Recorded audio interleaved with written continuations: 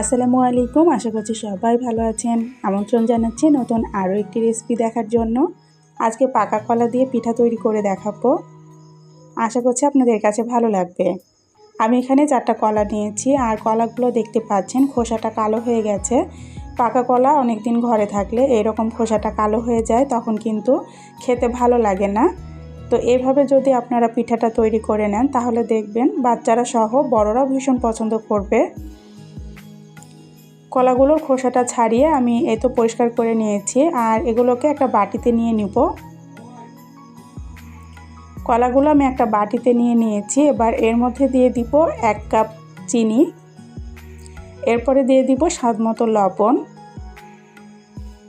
এবার কলাগুলোকে একটা কাঁটা চামচের সাহায্যে ভেঙে নিব।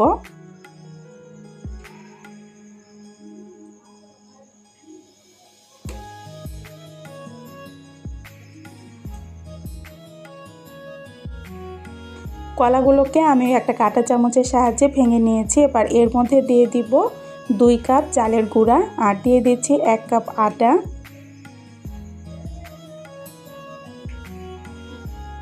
এবার এগুলোকে আমি হাত দিয়ে ভালো করে মেখে নিব। আপনাদের হাতের কাছে যদি এখানে গুঁড়া দুধ থাকে তাহলে দিতে পারেন, সেক্ষেত্রে পিঠাটা খেতে আরও বেশি মজা লাগবে। আমার হাতের কাছে গুঁড়া দুধটা ছিল না, সেজন্য আমি দিইনি। আপনাদের যদি হাতের কাছে গুঁড়া দুধটা থাকে তাহলে দিয়ে নেবেন। এবার সবগুলো উপকরণ আমি হাত দিয়ে ভালো করে মেখে নিব। আটাগুলোকে আমি কলার সঙ্গে ভালো করে মেখে নিয়েছি, এই তো দেখতে পাচ্ছেন। এবার এর মধ্যে আমি দিয়ে দিব 1 চা চামচ বেকিং পাউডার।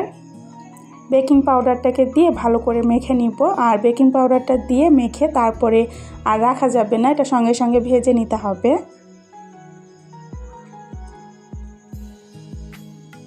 এক চামচ বেকিং পাউডার দিয়ে তারপর আমি মেখে নিয়েছি, এই তো দেখতে পাচ্ছেন ঠিক এইরকম হবে। এবার এগুলোকে আমি ভেজে নিব। চুলায় একটা কড়াই বসিয়ে আমি পরিমাণ মতো তেল দিয়ে নিচ্ছি। তেলটা যখন গরম হয়ে যাবে তখন এর মধ্যে একে একে পিঠাগুলো দিয়ে ভেজে নিব। আমি আমার পছন্দ মতো পিঠাগুলো দিয়ে ভেজে নিচ্ছি। আপনারা ছোট কিংবা বড় করে ভেজে নিতে পারেন আপনাদের পছন্দ মতো।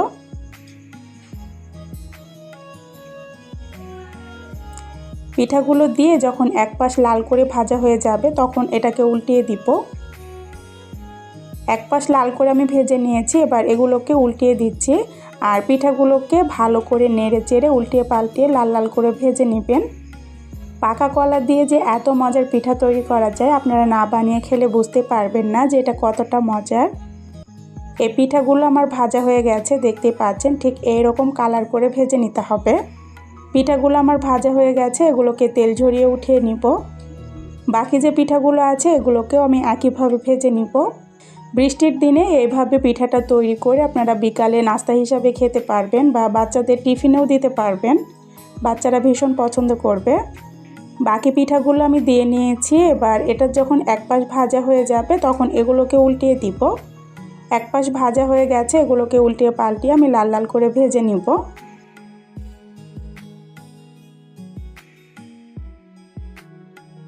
পিঠাগুলো আমার ভাজা হয়ে গেছে, এগুলোকে তেল ঝরিয়ে উঠিয়ে নিব। পাকা কলা দিয়ে যে এত মজার পিঠা তৈরি করা যায় আপনারা না বানিয়ে খেলে বুঝতে পারবেন না যে এটা কতটা মজার। এইভাবে পাকা কলা দিয়ে পিঠাটা তৈরি করে আপনারা বিকালে নাস্তা হিসাবে খেতে পারবেন, আবার বাচ্চাদের টিফিনেও দিতে পারবেন। এটা বাচ্চারা ভীষণ পছন্দ করবে। পাকা কলা দিয়ে দেখতেই পেলেন কত সহজে পিঠা তৈরি করা যায়। আশা করছি আমার আজকের এই পিঠার রেসিপিটা আপনাদের কাছে ভালো লেগেছে।